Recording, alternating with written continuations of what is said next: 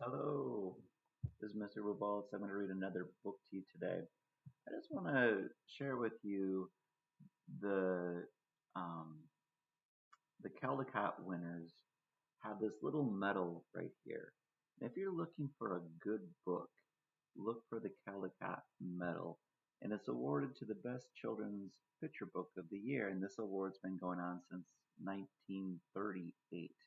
And over 80 have artists and authors have received this, and I want to share one.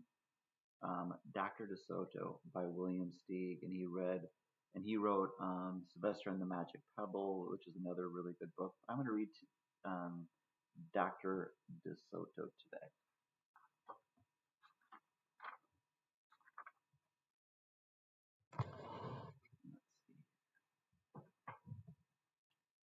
Dr. DeSoto, the dentist, did very good work, so he had no end of patients. Those close to his own size, moles, chipmunks, etc., sat in the regular dentist chair. Larger animals sat on the floor, while Dr. DeSoto stood on a large ladder.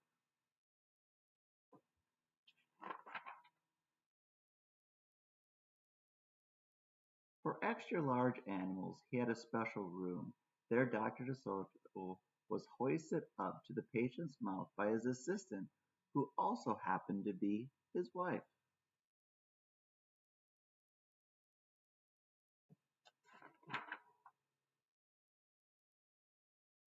Dr. DeSoto was especially popular with big animals. He was able to work inside their mouths, wearing rubbers to keep his feet dry, and his fingers were so delicate and his drills so dainty they could hardly feel any pain. Being a mouse, he refused to treat animals dangerous to mice, and it said so on his sign. When the doorbell rang, he and his wife would look out the window. They wouldn't admit even the most timid looking cat.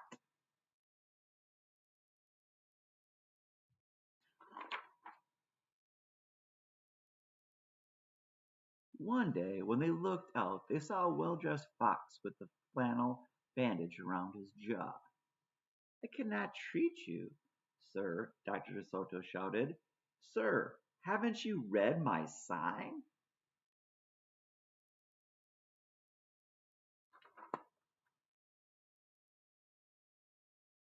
Please, the fox wailed, have mercy, I'm suffering. And he wept so bitterly it was painful to see. Let's risk it, said Mrs. DeSoto. She pressed the buzzer and let the fox in.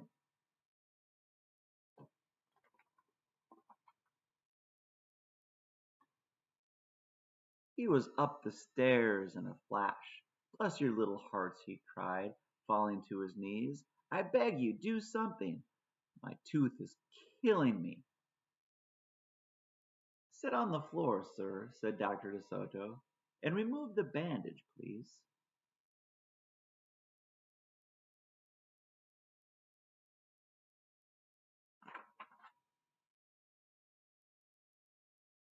Dr. DeSoto climbed up the ladder and bravely entered the fox's mouth. Woo-wee, he gasped. The fox had a rotten bicuspid and unusually bad breath. This tooth will have to come out, Dr. DeSoto announced, but we can make you a new one. Just stop the pain, whimpered the fox, wiping some tears away. Despite his misery, he really realized he had a tasty little morsel in his mouth, and his jaw began to quiver. Keep open, yelled Dr. DeSoto. Wide open, yelled his wife.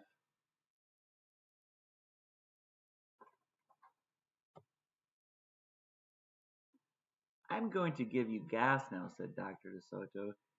You won't feel a thing when I yank that tooth. Soon the fox was in dreamland. Mmm, yummy, he mumbled. How I love them raw with just a pinch of salt and a dry white wine. They could guess what he was dreaming about. Mrs. DeSoto handed her husband a pole to keep the fox's mouth open.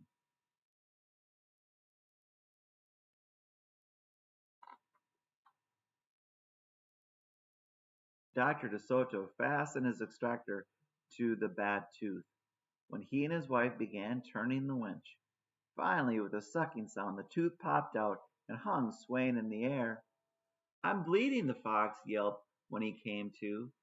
Dr. DeSoto ran up the ladder and stuffed some gauze in the hole. The worst part is over, he said. I'll have a new tooth ready tomorrow.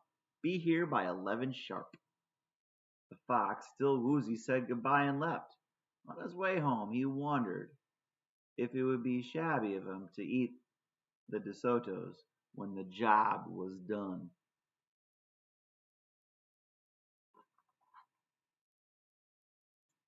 After office hours, Mrs. DeSoto molded a tooth of pure gold and polished it. Raw was salt indeed, muttered Dr. DeSoto. How foolish to trust a fox.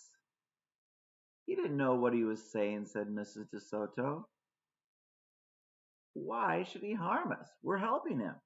Because he's a fox, said Dr. DeSoto. They're wicked, wicked creatures. That night the DeSotos lay awake worrying. Should they let him in tomorrow? Mrs. DeSoto wondered. Once I start a job, said the dentist firmly, I finish it. My father was the same way.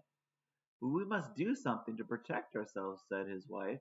They talked and talked until they formed a plan.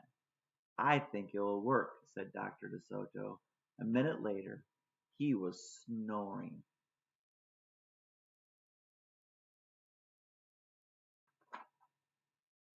The next morning, promptly at 11, a very cheerful fox turned up, feeling not a, a particle of pain. When Dr. DeSoto got into his mouth, he snapped it shut for a moment and then opened wide and laughed. Just a joke, he chortled. Be serious, said the dentist sharply. We have work to do. His wife was lugging the heavy tooth up the ladder.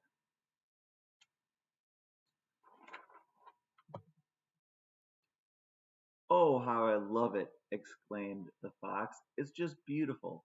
Dr. DeSoto set the gold tooth in the socket and hooked it up to the teeth on both sides. The fox caressed the new tooth with his tongue.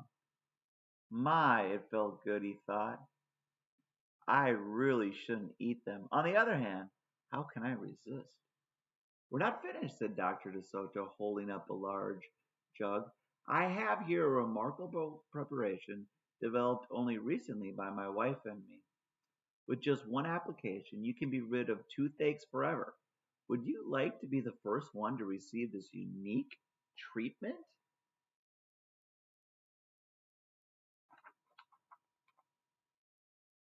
I certainly would, the fox declared. I'd be honored.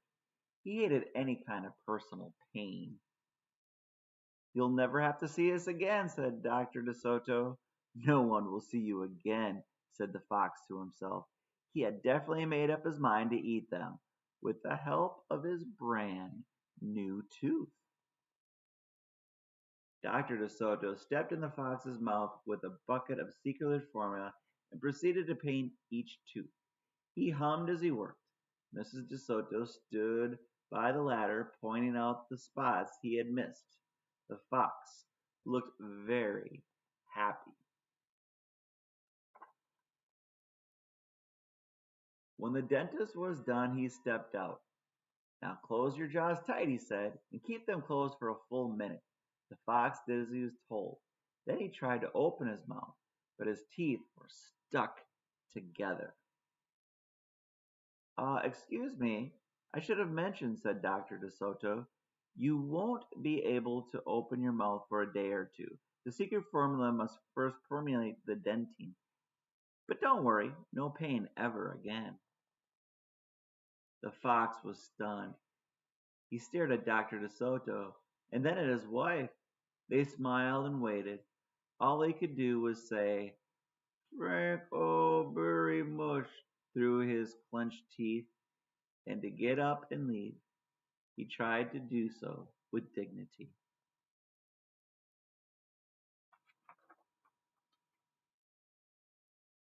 Then he stumbled down the stairs in a daze.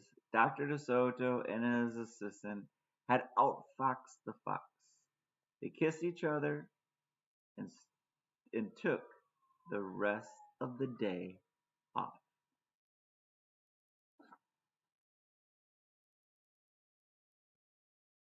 That's Dr. DeSoto by William Steig.